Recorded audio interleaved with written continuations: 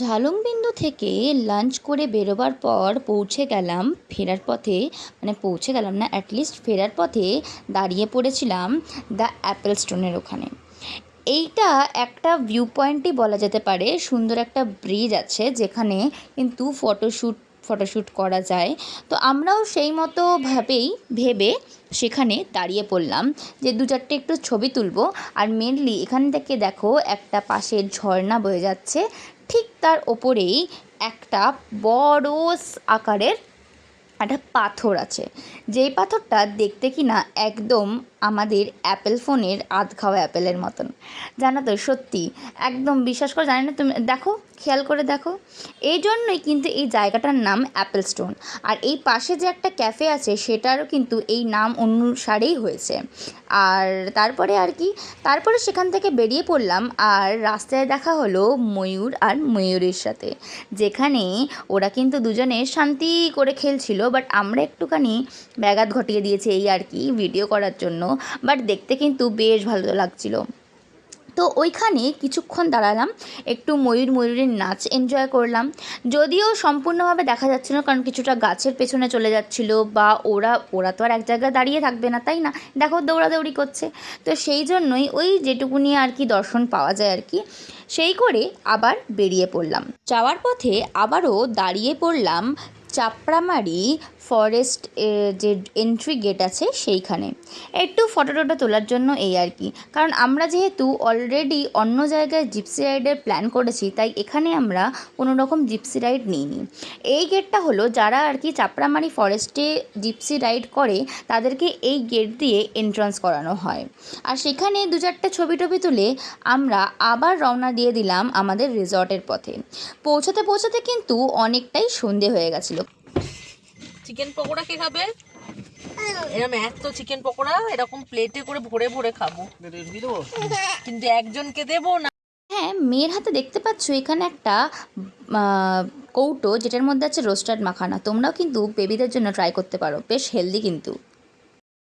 এখন আমরা আছি চালসা মোড়ে, কিছু খাবো স্ন্যাক্স। তো চলো দেখা যাক, লোকাল ফুড ট্রাই করবো কিছু। তো চলো কী ট্রাই করছি ওখানে গিয়ে দেখা হচ্ছে। চালসা মোড়ে যখন দাঁড়ালাম আর ওখানকার লোকাল স্ট্রিট ফুড ট্রাই করবো ভাবলাম, প্রথমেই চোখে পড়ে গেছিলো আমাদের একটা ফুচকাওয়ালা। আর ফুচকা দেখলে লালা চাহা লাপলাপো, তাই না? তো পৌঁছে গেলাম ফুচকার দোকানে। ঝাল ছাড়া এক জায়গায় দিয়ে তোমরা অল্প ঝাল খাবে তো? হ্যাঁ, অল্প ঝাল আর ওকে বেশি খুব বেশি না, এখানে লঙ্কা খুব ঝাল। যাক, এটা বললেন, এটা শুনে আমি খুশি হয়ে গেলাম। একটা শুকনো দিন না বাচ্চাটাকে।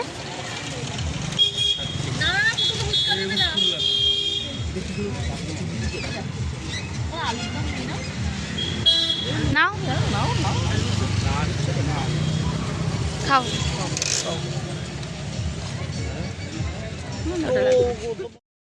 ফুচকাটা কিন্তু টেস্ট ওয়াইজ ভালোই ছিল। আমাদের এখানকার ফুচকার মতো নয় যদিও, কিন্তু টেস্ট অবশ্যই ছিল, বাট ডিফারেন্ট, কিন্তু হেভি খেতে ছিল যদিও বলতে পারো। তো সেখান থেকে ফুচকা খাওয়ার পরই চলে গেলাম একটা চপের দোকানে, চপ খেতে।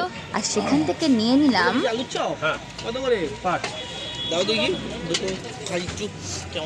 গরম দেখে দিও। ফুচকা খেতেই তেলে ভাজা খাবো মাঝে মাঝে একটু ভাবছিলাম, তবুও ভাবলাম দূর ট্রাই তো করি, এসছি কবে আবার আসবো তার নাই ঠিক। তার জন্যই নিয়ে নিলাম আলুর চপ, তাও একটা করেই নিয়েছিলাম যেহেতু অলরেডি আমরা ফুচকা খেয়ে ফেলেছি তার জন্য। খুব গরম, খেয়ে দেখো গরম কিনা। মেয়েটা হাঁকুড়ে আছে। চলতে থাকুক, কমেডির দিকে চলতে থাকুক, যেখানে গিয়ে আটকাবে সেখানে গিয়ে দেখা যাবে। ঠিক আছে, আমি খাবো না, বললাম। হ্যাঁ, কি বললাম বুঝলি ভাই? এই কি বললাম বুঝলি, কমেডির দিকে চলতে থাকুক, যখন আটকাবে তখন দেখা যাবে। ওয়াও, বল। কমেডি যখন তখন দেখা যাবে, তখন নিজেদেরটা পেয়ে দেবো, আমি দেবো তোকে। খাও খাও খাও। কি তোরা পারমিশন দিস নাকি মাঝে মাঝে? একামো করিস, আমার বাড়িতে বাড়ি গিয়ে খোসা খোসা খাস দেখিস। ফোনটা আগে টেস্ট করতে পারতে। বলে দাও, ভালো হয়েছে? দেখি ভালো আছে, বলো তাও দেখি। ভালো কাজে মাথা দেখা যাচ্ছে আমাদের সত্যি ভালো খেতে। ভালো ফার্স্টে ভিডিওর জন্য করলো, ঠিক আছে, তাহলে আরেকটা দাও। হ্যাঁ কেমন লাগে, কেমন লাগছে? হ্যাঁ, খুব সুন্দর। রন্টিদার এক্সপ্রেশন, রন্টিদার এটা কিন্তু রন্টিদা এমনি এক্সপ্রেশনে হ্যাঁ বলেনি, এটা কিন্তু রন্টিদা অ্যাকচুয়াল জেনুইনলি হ্যাঁ বলেছে ভালো খেতে। এই যে রন্টিদা দাও, যে কিনলো তারাই দিতেছে না, কি অবস্থা রে বাবা। আমাদের যেমন বেসনটা অনেক মোটা থাকে। যা যা মোটামুটি সন্ধ্যেবেলায় খেলাম চালসা মুড়ে, খেতে কিন্তু বেশ দারুণ ছিল। আর তারপরে আমরা আবার রিসর্টের উদ্দেশ্যে রওনা হয়ে গেলাম। তো এখনকার মতো এত দূরই, আবার নেক্সট ব্লগে দেখা হচ্ছে, ততক্ষণের জন্য টাটা। আর এই ভিডিওটা ভালো লেগে থাকলে অবশ্যই like, share and subscribe for more set videos.